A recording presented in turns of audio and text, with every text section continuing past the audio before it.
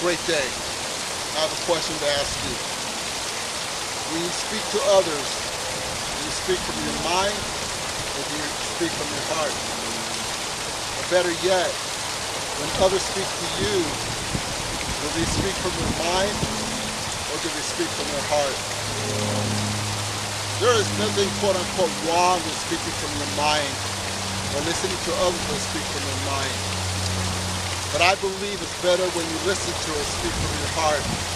The best example I can give you is when you inspire another and tell them or guide them on how to approach a scenario or a situation, and for whatever reason they don't listen to you. Do you turn around and tell them, I told you so, or you should have done it the way I told you to? That's coming from the mind. When you speak from your heart, you can tell them, let's see how we could do this better. Or let's see how we could do it a different way. There's a difference. Because when you come from your heart, you're supporting another person.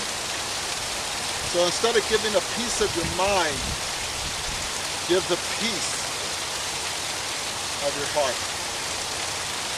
Thank you. Have a great day.